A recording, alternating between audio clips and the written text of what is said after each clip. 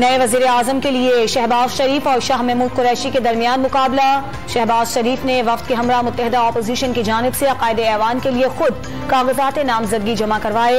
जैन कुरैशी और मलिका बुखारी ने तहरीक इंसाफ की जानिब से कागजात नामजदगी जमा करवाए। कल दोपहर 2 बजे चुनाव होगा।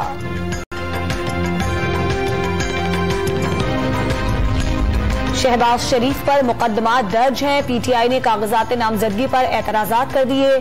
सेक्रेटरी कौमी असम्बली के कमरे में तहरीक इंसाफ और अपोजिशन अरकान में तल्ख कलामी।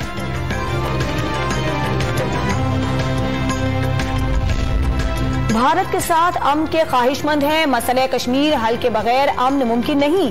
काबीना की तश्कील अपोजिशन रहनुमाओं की मुशावरत के साथ होगी।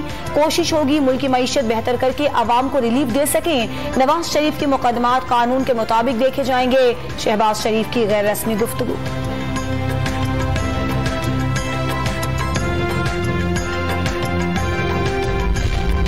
ऑपोजिशन की 9 जमातों ने 4 आजाद अरकान की मदद से इमरान खान को वजीर आजम हाउस से बनी गाला रवाना कर दिया। तहरीक अदम एतमाद की हिमायत में 174 वोट आए। पीटीआई के मुनहरिफ अरकान असम्बली वोटिंग का हिस्सा नहीं बने। स्पीकर असद कैसर के मुस्ताफी होने पर अयाज सादिक ने कार्रवाई चलाई।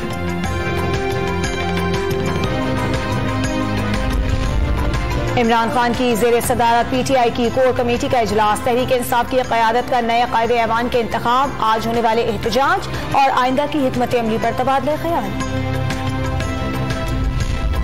9 और 10 अप्रैल की दरमियानी शब के वाकयात पर बीबीसी की खबर बेबुनियाद और झूठ का पलंदा है। बीबीसी की गुमराहकुन स्टोरी बुनियादी सहाफती अखलाकियात की खिलाफ वर्जी है। बीबीसी की जाली कहानी में कोई हकीकत नहीं, मुनज़्ज़म डिस इन्फॉर्मेशन मुहिम का हिस्सा लगती है। मामला बीबीसी हुक्काम के साथ उठाया जा रहा है। ISPR।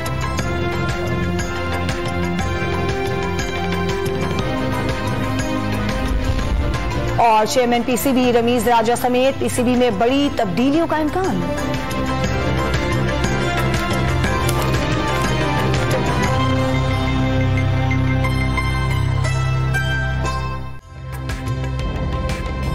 ताज़ा तरीन वीडियोस के लिए हमारा YouTube चैनल सब्सक्राइब करके बेल आइकन प्रेस करिए ताकि आपको मिले हर अपडेट सबसे पहले।